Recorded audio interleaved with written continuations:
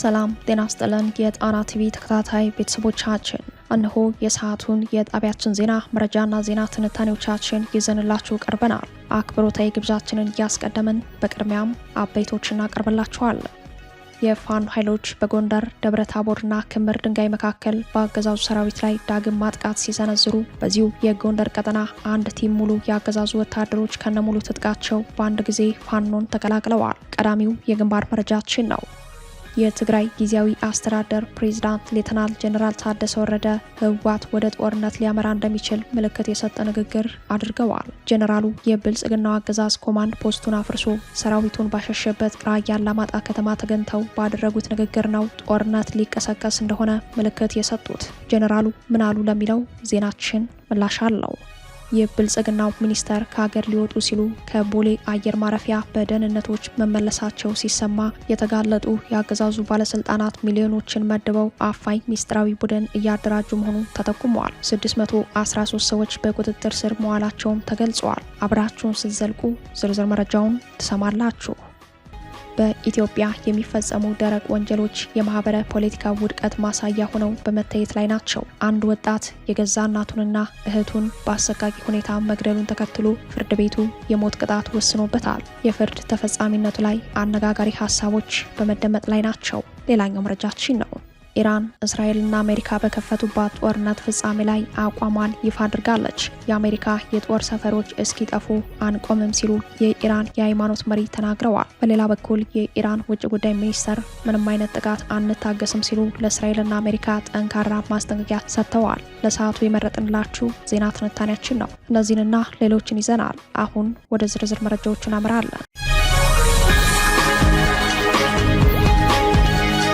በቅድሚያም ሰበር የግንባር መረጃዎችን ወደምናደርስበት ዜናችን እናምራለን። የፋኖ ኃይሎች በጎንደር ደብረታቦርና ክምር ድንጋይ መካከል በአገዛዙ ሰራዊት ላይ ዳግም ማጥቃት ሲሰነዝሩ በዚሁ የጎንደር ቀጠና 8 የአገዛዙ ወታደሮች ከነሙሉ ትጥቃቸው በአንድ ጊዜ ፋኖን ተቀላቅለዋል። የፋኖ ኃይሎች ባለፈው መጋቢት 9 ቀን ከፍተኛ የማጥቃት ዘመቻ በሰነዘሩበት የደቡባዊ ጎንደር ቀጠና በዛሬው ዕለት መጋቢት 12 ቀን ዳግም ማጥቃት መሰንዘራቸው ተሰምተዋል። በደብረታቦር ከተማና በክምር ድንጋይ ከተማ መካከል ባለ ስፍራ በፈጸሙት ድንገተኛ ማጥቃት የአገዛዙ ሰራዊት ላይ ከባድ ኪሳራ እንደደረሰበት የአፋብን ጎንደር ጠቅላይ ግዛት እዝ ለጣቢያችን በላከው የግንባር መረጃ ላይ አመላክተዋል። ዛሬ መጋቢት 12 ቀን የአማራ ፋኖ ብሔራዊ ንቅናቄ የጎንደር ጠቅላይ ግዛት እዝ 206ኛ ከፍ ያለው ደሴ ኮር ስር የሚገኘው የተራራው ራስ ጉና ክፍለ ጦር ልዩ ተወርዋሪ ሻለቃ ባከናወነው መብረቃዊ የደፈጣ ውጊያ በአገዛዙ ሰራዊት ላይ ከፍተኛ ጉዳት ደርሶበታል ያለው እዙ ውጊያው የተከፈተው የአገዛዙ ሰራዊት ከክምር ድንጋይ ከተማ ወደ ደብረ ታቦር በማቅናት ላይ ያለ መሆኑን ገልጸዋል። እዙ አክሎም የክፍለ ጦሩ ልዩ ተወርዋሪ ኃይል ዘበራ በተባለ ስፍራ ባከናወነው የተቀናጀ ጥቃት 7 የአገዛዙ ወታደሮች ወዲያውኑ የተገደሉ ሲሆን ከ10 በላይ የሚሆኑ ደግሞ ከቀላል እስከ ከፍተኛ የአካል ጉዳት አስተናግደዋል። በዚህ ድንገተኛ ጥቃት የአገዛዙ ኃይል ክፉኛ መደናገጡንና የጉዞ መስመሩ መስተጓጎሉን የእዙ ህዝብ ግንኙነት መምሪያ ለሚዲያችን በላከው መረጃ አረጋግጠዋል። ከሰሞኑ ስኬታማውን ማጥቃት ከሰነዘሩት ኮሮች አንዱ የሆነው የአፋብን ጎንደር ጠቅላይ ግዛት እዝ 206ኛ ከፍ ያለው ደሴ ኮር ክፍለ ጦሮች አሁንም በተለያዩ ግንባሮች ልዩ ግዳጅ ላይ መሆናቸውንና የአገዛዙን እንቅስቃሴ መግታት ስምሪታቸውን አጠናክረው እንደቀጠሉ መሆኑን እዙ ገልጸዋል። በተመሳሳይ የግንባር መረጃ ተጠናክሮ በቀጠለው የብልጽግና ሰራዊት በመፍረስ ዛሬም እንደ ሁልጊዜው 8 የአገዛዙ ወታደሮች አፋብን በላይ እዝ ሜጀር ጄኔራል ውባንታ ባተ አንደኛ ኮር ጉና ክፍለ ጦርን መቀላቀላቸውን እዙ በይፋይ የግንባር መረጃው ገልጸዋል። በጣረሞት ዋዜማ ላይ ያለውን የብልጽግና አገዛዝ እድሜ ማራዘሚያ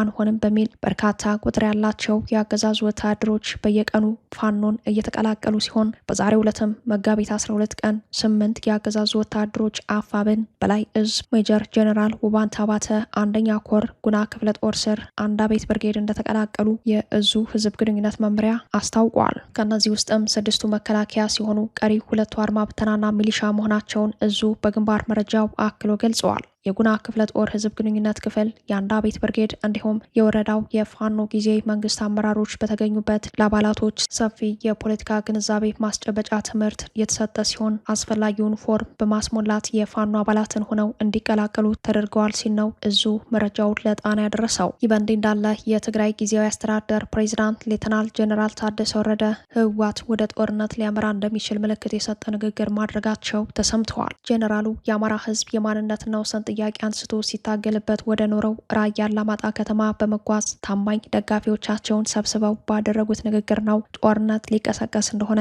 ምልክት የሰጡት። የትግራይ ጊዜያዊ አስተዳደር ፕሬዚዳንት ጄኔራል ታደሰ ወረደ ትግራይ በድጋሚ ወደ ጦርነት የምትገባ ከሆነ ምክንያቶቹ የሚሆኑት የተፈናቃዮቹና የትግራይ ህገ መንግስታዊ ስርዓት ያለመመለስ ነው ሲሉ ተሰምተዋል። ጄኔራሉ ዛሬ በራያ አላማጣ ከተማ ተገኝተው ባሰሙት ንግግር ተፈናቃዮችን ወደ ቀያቸው የመመለስና የትግራይን ህገ መንግስታዊነት ጉዳይ ወደ ነበረበት የመመለስ ጉዳይ ቀይ መስመራችን ነው በማለት መናገራቸው ተሰምተዋል። ታደሰ የወሎ ቤት አማራ ታሪካዊ አካል በሆነው ራያ አላማጣ ከተማ ተገኝተው ባደረጉት ንግግር ዛሬ ይህንን ውይይት የምናካሂደው በጦርነት ደመና ስር ሆነን ነው ማለታቸውም ተሰምተዋል። የህወሓት ታጣቂ ኃይሎች በብልጽግና ኮማንድ ፖስት ስር የነበረውን የራያ አላማጣ አካባቢ የጸጥታ መዋቅር ከጥር 19 ቀን 2018 ጀምሮ ላለፉት 2 ወራት ሙሉ በሙሉ መቆጣጠር የቻሉት አገዛዙ ኮማንድ ፖስቱን አፍርሶ ሰራዊቱን ወደ ራያ ቆቦና አፋር ቀጠናዎች እንዲሸሽ ማድረጉን ተከትሎ ኮማንድ ፖስቱ ከፈረሰ በኋላ ለመጀመሪያ ጊዜ ወደ ራያ አላማጣ የተጓዙት ሌተናል ጄኔራል ታደሰ ወረደ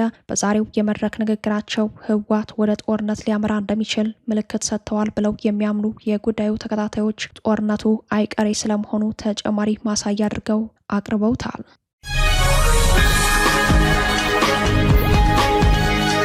የብልጽግናው ሚኒስተር ከሀገር ሊወጡ ሲሉ ከቦሌ አየር ማረፊያ በደህንነቶች መመለሳቸው ሲሰማ የተጋለጡ የአገዛዙ ባለስልጣናት ሚሊዮኖችን መድበው አፋኝ ሚስጥራዊ ቡድን እያደራጁ መሆኑ ተጠቁመዋል። የብልጽግናው አገዛዝ ውስጣዊ ተቃርኖ ከነቀዘው የሙስና ስርዓት ጋር ተያይዞ ተባብሶ ቀጥሏል። በተለይም ከነዳጅ እጦት ጋር በተያያዘ በንግድና ቀጠናዊ ትስስር ሚኒስቴርና በተጠሪ ተቋማት ውስጥ የተፈጠረው መተራመስና እርስ በርስ መበላላት እንደቀጠለ ነው። የንግድና ቀጠናዊ ትስስር ሚኒስቴር በዛሬው ዕለት በሰጠው መግለጫ የጸጥታ አካላትና ኃላፊዎችን ጨምሮ 613 ሰዎች በነዳጅ አሻጥር ተሳትፎ መታሰራቸውን አስታውቋል። በነዳጅ የህገወጥ ንግድና አሻጥር ተሳትፈው ተገኙ ባላቸው 613 ሰዎች ላይ የስር እርምጃ እንዲወስድ አድርገናል ያሉት የንግድ ቀጠናዊ ትስስር ሚኒስተሩ ካሳሁን ጎፌ ከሰሞኑ ከሀገር ሊወጡ ሲሉ ቦሌ ዓለም አቀፍ አውሮፕላን ማረፊያ ላይ በደህንነቶች እንዲመለሱ መደረጉ ተሰምተዋል። የኢትዮጵያ ጠቅላላ የውጭ ገቢ ንግድ የመወሰን አቅም ያለው ተቋም የሚመሩት እኒህ ግለሰብ ከሙስና ጋር በተያያዘ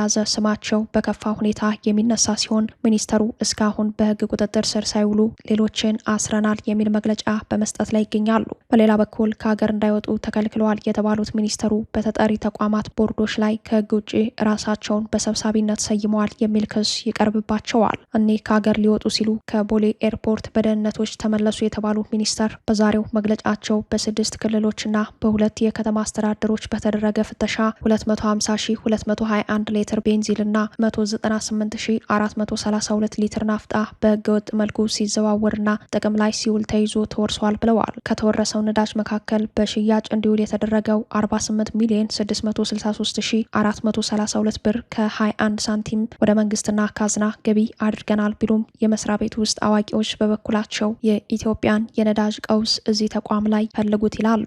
በንግድና ቀጠናዊ ትስስር ሚኒስቴር ውስጥ በተለይ በነዳጅ አቅርቦት የሚፈጸመው ሙስና በብዙሃን መገናኛ መጋለጡን ተከትሎ መረጃው ሊሰጡ ይችላሉ የተባሉ ኃላፊዎችንና ባለሙያዎችን እያደነ የሚይዝ አፋኝ ቡድን እየተደራጀ ነው የሚሉት የተቋሙ የውስጥ ምንጮች አፋኝ ቡድኑ በሚስጥር እየተደራጀ የሚገኘው የሙስና ሰንሰለቱ መሪ ናቸው በተባሉት ሚኒስተሩ ትዕዛዝ ሲሆን መመሪያውን ሰጥተው ከሀገር ሊወጡ ሲሉ ከቦሌ አየር ማረፊያ እንዲመለሱ መደረጋቸውን ጠቁመዋል። ሚኒስተሩ ከሀገር ሊወጡ ሲሉ ከቦሌ አየር ማረፊያ እንዲመለሱ የተደረጉት ከ2 ቀናት በፊት መጋቢት 9 ቀን መሆኑን የመረጃው ምንጮች አረጋግጠዋል። በሚኒስተሩ መመሪያ ይደረጋል የተባለው የአፈናና የስር ዘመቻ ዝግጅት በቀድሞ የመስሪያ ቤቱ ሰራተኞች ላይ ያነጣጠረ መሆኑን የመረጃው ምንጮች ጠቁመዋል። የሰሞኑን የነዳጅ ስርጭትና መዛባት ያስከተለውን የሚኒስተሩን ህገወጥ አሰራርና የዘረፋ ሰንሰለት መሰረት ሚዲያን ጨምሮ በብዙሃን መገናኛ እየተጋለጠ ያለበት መረጃ ያቃብላሉ በሚል ሚስጥራዊ ቡድኑ ክትትል የሚያደርግባቸው የቀድሞ ኃላፊዎችና ሰራተኞች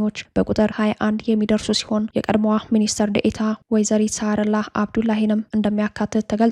ወይዘሪት ሳህረላህ ከኃላፊነታቸው ተነስተው በአሁኑ ወቅት የጤና ሚኒስተር ዴኤታ ሲሆኑ በእርሳቸው ምትክ የጠቅላይ ሚኒስተሩ ታማኝ ናቸው የተባሉት የቀድሞ የደህንነቱ ሹም አቶ ታዜር ገብረ እግዚአብሔር መሾማቸው ታውቋል። አቶ ታዜር ቀደም ሲል በኮሎኔል ማዕረግ የኢንፎርሜሽን መረብ ደህንነት ኤጀንሲ ምክትል ዳይሬክተር በኋላም በከተማና መሰረተ ልማት ሚኒስተር ዴኤታ እንዲሁም በብሔራዊ መረጃና ደህንነት አገልግሎት ምክትል ዳይሬክተር ጄኔራል ሆነው ሰርተዋል። እንደ ምንጮቹ መረጃ አፋኝ ቡድኑ ይህንን ተልዕኮ ለመፈጸም ከ50 ሚሊዮን ብር ያላነሰ ከፍተኛ የገንዘብ ፍሰት እየተደረገለት ነው። ከነዳጅ አቅርቦትና ቁጥጥር ጋር በተገናኘ የዘረፋ ሰንሰለታቸው የተጋለጠባቸው የአገዛዙ ባለስልጣናት ዋናዎቹ ኃላፊዎች በሚዲያዎች በወጡት መረጃዎች ትክክለኝነት ክፉኛ ተደናግጠዋል ይላሉ ምንጮች። መረጃዎቹን ለሚዲያዎቹ ይልካሉ የተባሉ የቀድሞ የመስሪያ ቤት ሰራተኞችን አፍኖ በግዳጅ መሰወር፣ በሐሰት ወንጅሎ ማሳሰርና የድብደባ እርምጃዎችን መውሰድ እንደ መፍትሄ ይዘው ወደ ድርጊት ለመሻገር በዝግጅት ላይ ናቸው ብለዋል። ሰሞኑን በቁጥጥር ስር ውለው ምርመራ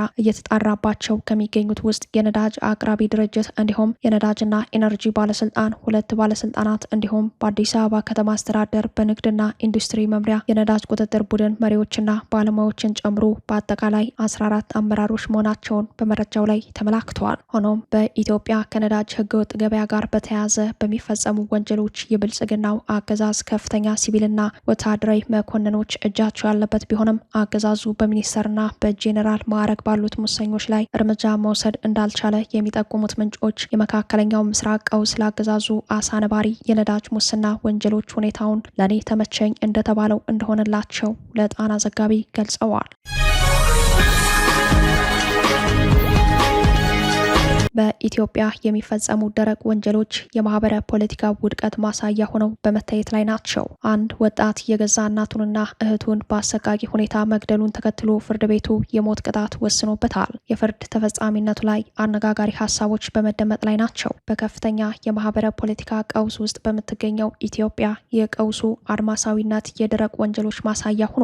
በሀዲያ ዞን የምዕራብ ባዳዋቾ ወረዳ ነዋሪ ሆነው ወጣት ሰንበቱ መንገሻ የገዛ ወላጅ እናቱንና እህቱን በአሰቃቂ ሁኔታ በመግደሉ በሞት እንዲቀጣ መወሰኑን የጣና ተባባሪ ዘጋቢዎች ከማዕከላዊ ኢትዮጵያ ያደረሱን የችሎት መረጃ ያሳያል። እንደ ችሎት መረጃው ተከሳሹ ወንጀሉን የፈጸመው ባለፈው ጥር 9 ቀን 2018 ሲሆን ወንጀሉ የተፈጸመው በሀዲያ ዞን የምዕራብ ባዳዋቾ ወረዳ ገርቦ ቀበሌ ነው። በዚሁ ቀበሌ በሚገኘው መኖሪያ ቤታቸው ውስጥ በተፈጸመው ወንጀል የሞት ፍርደኛው አስቀድሞ ባቀደው መሰረት የቤቱን በሮች በመቆለፍ እናቱን በሳንጃ አንገታቸውን፣ ሆዳቸውንና ጀርባቸውን በመውጋት እንዲሁም ጡታቸውን በመቁረጥ ህይወታቸው እንዲያልፍ አድርጓል። ድርጊቱን አይታ የጮኸችው እህቱንም በተመሳሳይ ስለታም መሳሪያ ልቧን፣ ጀርባዋን በመውጋት ወዲያውኑ ህይወቷ እንዲያልፍ ማድረጉ በአቃቤ ህግ የክስ መዝገብ ላይ ተብራርቷል። የምዕራብ ባዳዋቾ ወረዳ ፖሊስ ከአካባቢው ማህበረሰብ ጋር በመተባበር ተከሳሹን በቁጥጥር ስር ከዋለ በኋላ ለህግ አቅርቦታል። በችሎት ሂደት ላይ አቃቤ ህግ የአስከሬን ምርመራ ውጤትን፣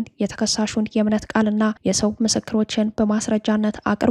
ተከሳሹም እናቱንና እህቱን መግደሉን በችሎቱ አምነዋል። ጉዳዩን ሲመለከት የቆየው የሀዲያ ዞን ከፍተኛ ፍርድ ቤት የሾኔ ምድብ ችሎት መጋቢ 10 ቀን 2018 በዋለው ችሎት ተከሳሹ በፈጸመው ከባድ የሰው መግደል ወንጀል በ1997 የወጣውን የኢፌድሪ የወንጀል ህግ አንቀጽ 539 ንዑስ አንቀጽ 1 ሀ መሰረት ጥፋተኛ ሆኖ አግኝቶታል። ፍርድ ቤቱ የድርጊቱን እጅግ አሰቃቂነትና የተከሳሹን የጭካኔ ደረጃ ከግምት ውስጥ በማስገባት ግለሰቡ በሞት እንዲቀጣ በሙሉ ድምጽ መወሰኑን ችሎቱን የተከታተሉ የጣና ተባባሪ ዘጋቢዎች መረጃውን አድርሰውናል። የሞት ፍርደኛው ቅጣቱ ተፈጻሚ ሊሆን የሚችለው የሀገሪቱ ርዕሰ ብሔር ፊርማቸውን ሲያኖሩበት ሲሆን ድህረ 1983 በፍርድ ቤት በተሰጠው ውሳኔ መሰረት በኢትዮጵያ የሞት ቅጣት ተፈጻሚ ሆኖ የሚያውቀው በሁለት ሰዎች ብቻ እንደሆነ ይታወሳል። በጄኔራል ሀይሎ ማርያ ገዳይ ኤርትራዊው ጀማልና በቀድሞው የደህንነት ሹም ክንፈ ገብረ መድን ላይ ግድያ በፈጸመው ሻለቃ ፀሐዬ ላይ ብቻ የሞት ፍርድ ተፈጻሚ ከመሆኑ ውጪ የሌሎች የሞት ፍርድ ውሳኔ የተላለፈባቸው ፍርደኞች ውሳኔ ተፈጻሚ ሆኖ እንደማያውቅ ያወሱት አስተያየት ሰጪዎች ይሄኛው የሞት ፍርደኛም ውሳኔው ተፈጻሚነት እንደማይኖረው ግምታቸውን አስቀምጠዋል። ሌሎች አስተያየት ሰጪዎች በበኩላቸው እንዲህ ያሉ የጭካኔ ግድያዎች በተለይም በቤተሰብ ላይ የሚፈጸሙ ግድያዎች የማህበረሰባዊ ውድቀት ምልክት ነው ሲሉ፣ ሌሎች ደግሞ በኢትዮጵያ የማህበረ ፖለቲካ ውድቀቱ ነጸብራቅ አድርገው ያቀርቡታል። በማህበረሰብ ውስጥ የሚፈጸሙ የወንጀል አይነቶች ማህበረሰቡና አጠቃላይ ሀገሪቱ ስላለችበት ማህበረ የተቀነባበረ ፖለቲካዊ ሁኔታ ያሳያል የሚሉት አስተያየት ሰጪዎች ይህ ወንጀል አንድ ግለሰብ በቤተሰቡ ላይ ጨክኖ ከመፈጸሙ ውጪ አገዛዙ ከዚህ የከፋ ወንጀል እንደሚፈጽም በማስታወስ ወንጀል የስርዓት ውጤት ነው የሚል ምልከታቸውን ያስቀምጣሉ። ሌሎች ደግሞ ከጤና መቃወስ ጋር ተያይዞ የሚፈጠሩ ወንጀሎችም ቢሆኑ የስርዓት ውጤት ናቸው ሲሉ ይሞግታሉ።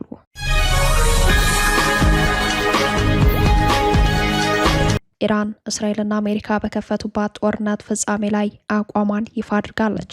የአሜሪካ የጦር ሰፈሮች እስኪጠፉ አንቆምም ሲሉ የኢራን ሃይማኖታዊ መሪ ተናግረዋል። በሌላ በኩል የኢራን ውጭ ጉዳይ ሚኒስተር ምንም አይነት ጥቃት አንታገስም ሲሉ ለእስራኤልና አሜሪካ ጠንካራ ማስጠንቀቂያ ሰጥተዋል። ከኢራን ሃይማኖታዊ መሪዎች አንደኛው ሞሐመድ ናቢ ሙሳቪ ፋርድ በኢድ አልፈጥር በዓል ወቅት ባደረጉት ንግግር ጦርነቱ የቀጠለ መሆኑን በመግለጽ እንዲህ ሲሉ ዝተዋል። ጠላት እስካሁን ከባድ ሽንፈት ደርሶበታል። በመሆኑም ቀጠናው ላይ ያሉ የአሜሪካ የጦር ሰፈሮች እስኪወድሙና እስራኤል እስክትጠፋ ድረስ መሳሪያችንን አናስቀምጥም ብለዋል። ይህ ግልጽ አቋም ኢራን የአሜሪካ የጦር ሰፈሮች ያሉባቸውን የባህረ ሰላጤውን ሀገራት መደብደቧን ትቀጥላለች የሚል ፖለቲካዊ ትርጉም ይዘዋል። ከዚሁ መረጃ ጋር ተያይዞ የኢራን ውጭ ጉዳይ ሚኒስተር ለእስራኤልና አሜሪካ ጠንካራ ማስጠንቀቂያ ሰጥተዋል። ውጭ ጉዳይ ሚኒስተሩ ምንም አይነት ጥቃት አንታገስም ሲሉ ነው ማስጠንቀቂያውን የሰጡት። በመካከለኛው ምስራቅ እየተካሄደ ያለው ጦርነት ወደ ከፋ ደረጃ መሸጋገሩን ተከትሎ የኢራን ውጭ ጉዳይ ሚኒስተር አባስ አራግቺ ሀገራቸው መሰረተ ልማቶቿ ጥቃት የሚሰነዘርባቸው ከሆነ ምንም አይነት ገደብ የሌለው ምላሽ እንደምትሰጥ አስታውቀዋል። ሚኒስተር አባስ በኤክስ ገጻቸው ባሰፈሩት መልእክት እስራኤል በኢራን ቁልፍ መሰረተ ልማቶች ላይ ጥቃት ለመሰንዘር እያቀደች መሆኑን የሚያሳይ የስለላ መረጃ እንዳላቸው ገልጸዋል። ደግመን እንናገራለን፣ መሰረተ ልማቶቻችን ከተጠቁ ምንም አይነት ትዕግስት ወይም ገደብ የሌለው ኃይለኛ ምላሽ እንሰጣለን ብለዋል። ሚኒስተሩ ከመልእክታቸው ጋር የፕሬዝዳንት ዶናልድ ትራምፕ ንግግር የያዘ ቪዲዮ አያይዘዋል። በቪዲዮው ላይ ትራምፕ ኢራን አሜሪካን ልታጠቃ እንደነበር መረጃ ነበረን፣ ለዛ ነው ቀድመን እርምጃ የወሰድነው ሲሉ ይሰማሉ። ለዚህ ምላሽ የሰጡት አባስ ኢራናውያን የስነ ምግባር ሰዎች ናቸው። በንግግር ላይ እያለን ጠላቶቻችንን በስርቆት አናጠቃም፣ ነገር ግን ጥቃት ሲሰነዘርብን በታላቅ ኃይል እንመክታለን ብለዋል። የቀድሞው የኔቶ መሪ በኢራን ላይ የተፈጸመው ጥቃት በዓለም አቀፍ ሕግ ምንም አይነት መሰረት የለውም ሲሉ የኮነኑ ሲሆን ቫቲካንም ግጭቱ ወደ ከፋ ደረጃ እንዳያመራ ስጋቷን ገልጻ በአስቸኳይ እንዲቆም ጥሪ አቅርባለች። የተባበሩት መንግስታት የኒውክሌር ተቆጣጣሪ ድርጅትም በኒውክሌር ጣቢያዎች አካባቢ ወታደራዊ ግጭቶች እንዳይከሰቱ ጥብቅ ማስጠንቀቂያ ሰጥተዋል። በሌላ መረጃ የተባበሩት መንግስታት ድርጅት የአሜሪካ አምባሳደር ማይክል ዋልትዝ ኢራን ዓለም አቀፍ የኢኮኖሚ ጫና ለመፍጠር የነዳጅ ዋጋን እንደ መሳሪያ እየተጠቀመችው ነው ሲሉ ከሰዋል። ኢራን ዓለምን በመያዣነት ወይንም ሆስቴጅ በመያዝ ትርምስ ለመፍጠር እየሰራች ነው ብለዋል። ሙምባይ የሚገኘው የኢራን ቆንጽላ በበኩሉ ኢራን ለዓለም ገበያ የምታቀርበው ምንም አይነት ትርፍ የነዳጅ ምርት የላትም በማለት የአሜሪካን ማረጋጊያ ጥረት የገበያ ስሜትን ለመቆጣጠር የሚደረግ ሙከራ ሲል አጣጥሎታል። በሌላ በኩል ኢራን ውስጥ መረጃዎች በታገዱበት በዚህ የጦርነት ወቅት ሚር ዋሂድ ሐሰን ታባር በቅጽል ስሙ ዋሂድ ኦንላይን የተባለው ግለሰብ የብዙዎች ተስፋ ሆኗል። ዋሂድ 1.2 ሚሊዮን ተከታዮች ባሉት በቴሌግራም ገጹ የጄቶችን እንቅስቃሴና የጥቃት መረጃዎችን በቅጽበት በማጋራት የሰዎችን ሕይወት እያተረፈ ይገኛል። ለዓመታት ማንነቱን ደብቆ አሜሪካ ሆኖ መረጃዎችን ሲያሰራጭ የቆየው ዋሂድ በቅርቡ የኢራን መንግስት ማንነቱን ይፋ ካደረገበት በኋላ አሁን በገዛ ስሙ መረጃዎችን ማጋራት ጀምረዋል። ዋሂድ በኢራን ውስጥ የሚታፈኑ እውነታዎችን ለዓለም በማሳየት የአንድ ሰው ጦር የሚል ቅጽል ስም ተሰጥቶታል።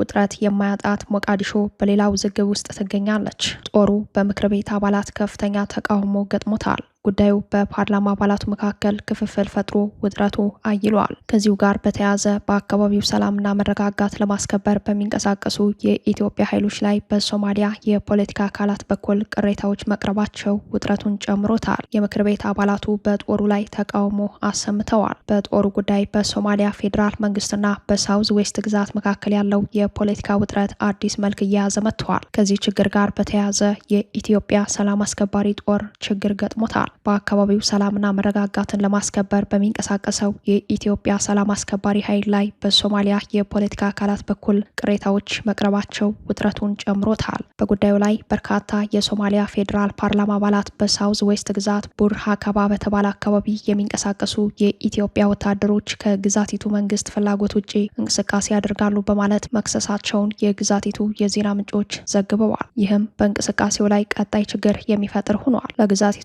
ወገን 18ኛ የሆኑ የፓርላማ አባላቱ የኢትዮጵያ ወታደሮች ፌዴራል መንግስቱ በአካባቢው የግዛቲቱን መንግስት የሚቃወሙ ታጣቂዎችን እንዲያደራጅ ፈቅደዋል በማለት ከሰዋል። 3 የሶማሊያ ፌዴራል ፓርላማ አባላት ከፍተኛ አመራሮች ባሰሙት ተቃውሞ በሳውዝ ዌስት ግዛት በተለይም በቡርሃካባ አካባቢ የሚንቀሳቀሱ የኢትዮጵያ የጸጥታ ኃይሎች ያልተገባ የፖለቲካ ጣልቃ ገብነት እያደረጉ ነው የሚል ክስ ማቅረባቸውን ተከትሎ ክፍፍል ተፈጥሯል። የተወሰኑ የፓርላማ አባላት እነዚህ ኃይሎች በሲቪልና በሰብአዊ እርዳታ በረራዎች ላይ ማነቆ እየፈጠሩ ከመሆናቸው ባለፈ በአካባቢው አስተዳደር ላይ ጫና እያሳደሩ ነው ሲሉ፣ ብዙዎች የፓርላማ አባላት ደግሞ የሀገሪቱን የፌዴራል መንግስት ተጠያቂ በማድረጋቸው ውዝግብ ተፈጥሯል። የፌዴራል መንግስት ከግዛቲቱ አስተዳደር ጋር የተቃረኑ የአካባቢ ታጣቂዎችን እንዲያደራጁ ምቹ ሁኔታ ፈጥረዋል የሚል ክስ ቀርበዋል። በጉዳዩ ላይ የኢትዮጵያ ጦር እስካሁን ምላሽ አልሰጠም። ግዛቷ ከተያዘው ሳምንት ጀምሮ ከፌዴራል መንግስቱ ጋር ግንኙነቷን ማቋረጧን ተከትሎ የውጭ ጉዳይ ምክትል ሚኒስተሩ ይስሐቅ ሙርሳልን ጨምሮ 3 ምክትል ሚኒስተሮች በፈቃዳቸው ከስልጣን ለቀዋል ተብሏል። ከፍተኛ ባለስልጣናቱ ከስልጣን የለቀቁት ፌዴራል መንግስቱ በግዛቲቱ የውስጥ ጉዳይ ጣልቃ ገብቷል በማለት ነው። ሚኒስተሮቹ ስራ መልቀቃቸውን በሚገልጸው ደብዳቤያቸው ላይ የፌዴራል መንግስቱ በ2012 የወጣውን ጊዜያዊ ህገ መንግስት በመጣስ በሳውዝ ዌስት ግዛት ጉዳይ ጣልቃ መግባቱን አስረድተዋል። በሚኒስተሮች የስራ መልቀቂያ ደብዳቤ ላይ ፌዴራሉ ምላሽ አልሰጠም። ሳውዝ ዌስት ግዛት አሁን የወሰደው እርምጃ ከዚህ ቀደም ጁባላንድና ፑንትላንድ ግዛቶች የሄዱበትን መንገድ በተመለከተ ለሶማሊያ አንድነት ሌላ አደጋ ደቅነዋል። ክቡራትና ክቡራን ቤተሰቦቻችን ለሰዓቱ የተሰናዱት መረጃዎቻችን የተከታተሏቸኋቸውን ይመስሉ ነበር። አብራችሁን ስለቆያችሁ ልባዊ ምስጋናችን ድረሳችሁ እያልን የጣና ቲቪ ወቅታዊ ዜናዎች፣ ትንታኔዎችና ልዩ ልዩ ፕሮግራሞች እንዲደርሷችሁ ቻናላችን ሰብስክራይብ በማድረግ ቤተሰብ ይሁኑ። በተሳትፎ የትግል ሚዲያው እንዲያጠናክሩ ጥሪያችን እናቀርባለን። ጣና ቲቪ ከሀቅ ጋር